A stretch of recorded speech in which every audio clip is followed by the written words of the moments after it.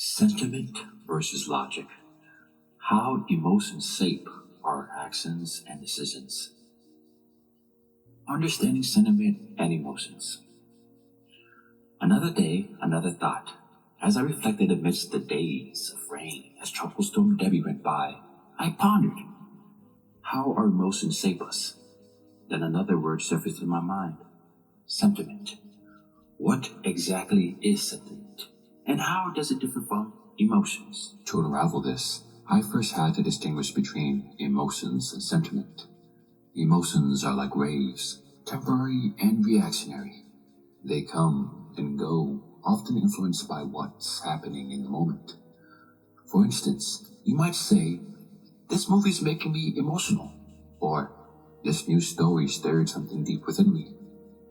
Emotions are volatile and transient, capturing how we feel in a specific moment, influenced by our immediate circumstances and our reaction to the event that provoked them. Sentiment, on the other hand, is more like the undercurrent, deep, constant, and often tied to the past. Sentiment is synonymous with nostalgia, representing a subdued feeling that persists over time. While emotions might flare up and fade quickly, sentiments linger, shaping how we view certain events, people, or situations. Both emotions and sentiments are concepts we use to describe our inner experience. But when referring to people, we use the adjectives sentimental and emotional. A sentimental person has deep feelings about something, often tinged with tenderness, love, pity, or nostalgia. In contrast, describing someone as emotional suggests they are more prone to outward displays of feelings, perhaps even controlled by them. So my question today is it sentiment that determines what we say and do?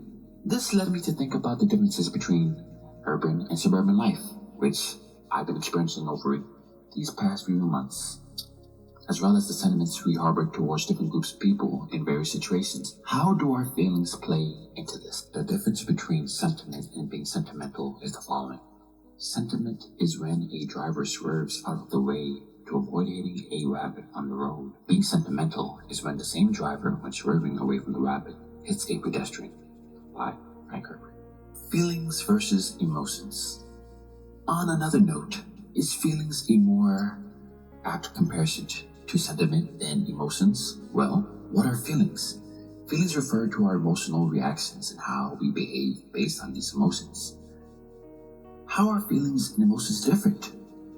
I think the best way to describe it is that feelings are broad and natural responses, while emotions are complex. They can be studied, understood in more granular detail. Emotion starts as a sensation in the body. Think a racing heart or a knot in the stomach due to an external event, while feelings are the outcome of our thoughts about those. For example, when you're stressed and feeling heightened emotions like anger or frustration for work or spouse, etc., you recognize that you're experiencing these emotions, but the underlying feelings, like a sense of injustice or helplessness, are what persist. Feelings are like the tree that crashes into your house, while emotions are the wood and cells that pick up that when we listen to a story or watch a movie, we experience feelings, while the emotions are the words and moments that create those feelings. The more we try to rationalize and dissect our emotions, the more we dilute their original essence. For instance, let's go back to the situation when you're angry. What happens when you take time to understand why? The anger diminishes. The feeling is no longer as intense as it once was. Feelings and emotions are partners, two sides of the same coin, always together but distinct.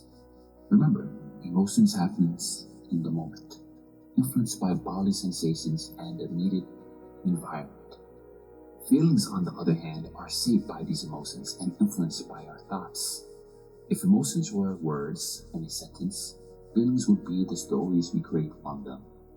In the end, whether it's our discomfort at a party or around a certain person, it's not just about the immediate emotional response, it's the underlying feeling that shapes our overall experience. The bias in sentiment and feelings. Let's keep going and incorporate the concept of biased. Feelings, on one hand, are nuanced and can be biased. Sentiment, which can be both positive and negative, also embodies this complexity. It can manifest as bitterness or regret, taking on various forms and reasons. While some people argue that emotions are rationalized feelings, I see emotions as immediate and specific, whereas feelings are often more complex.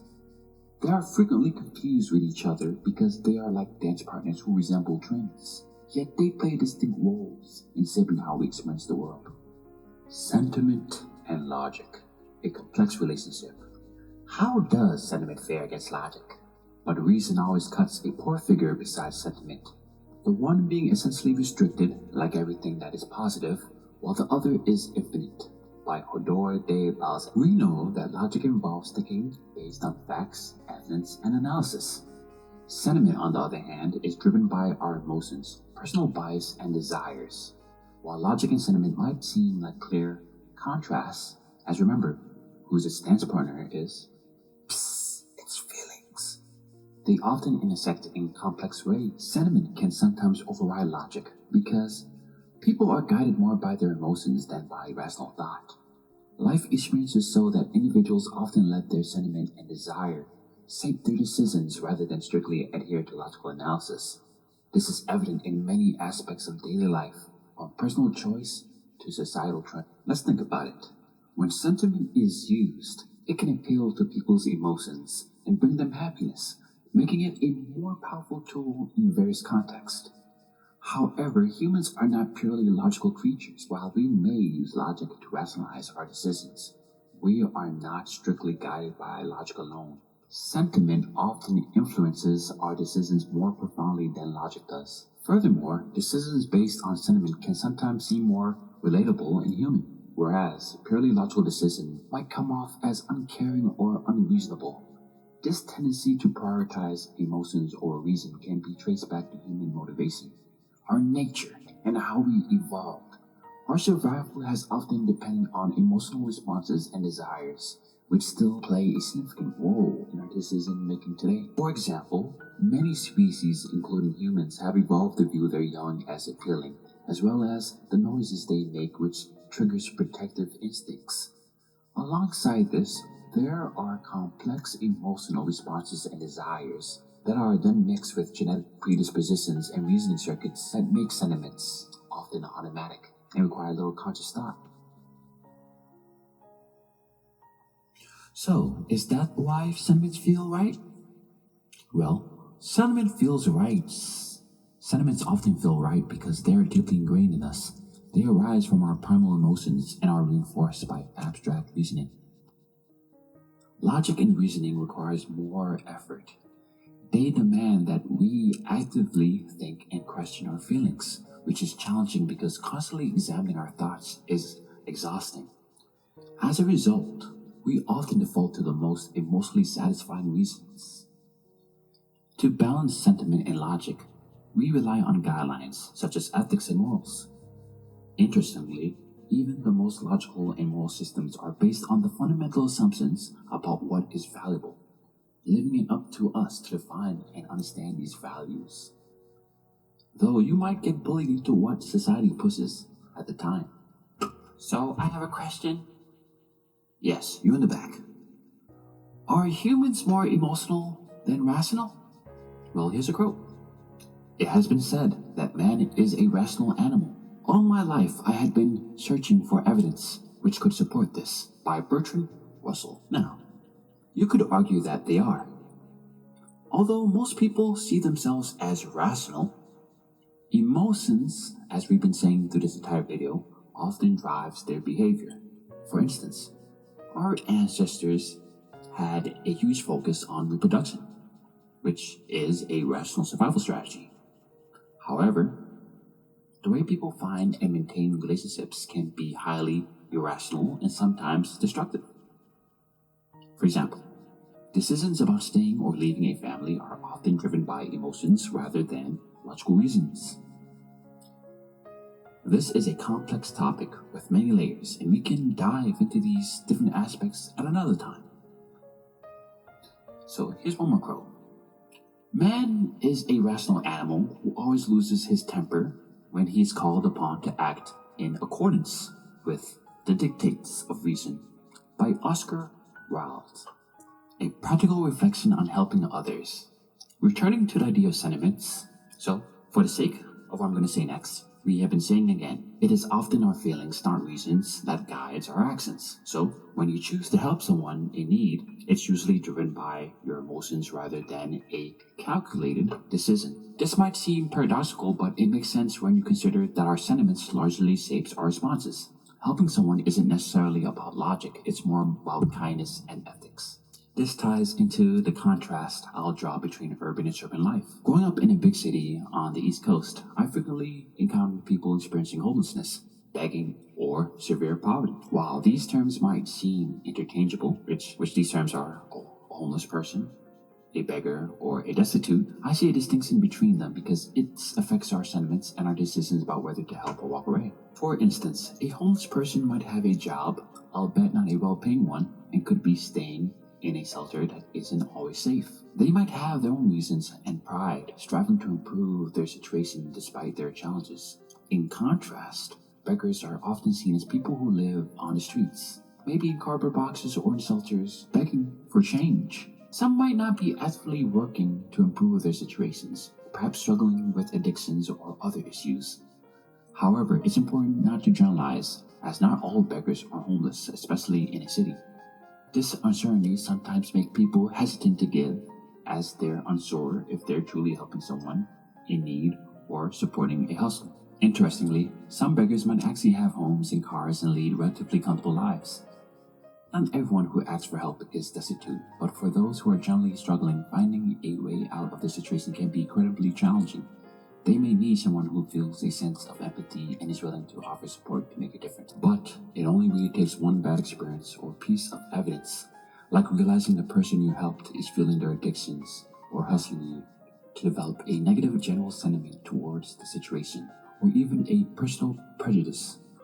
In the end, our sentiments often guide our actions, whether we choose to help someone in need or not. It's less about what's logical or reasonable, and more about what feels morally right or wrong. Our feelings shape our decisions and interactions with the world around us. So, why does it feel uncomfortable or upsetting when you can't help someone, or when you encounter someone asking for help, but you have nothing to give?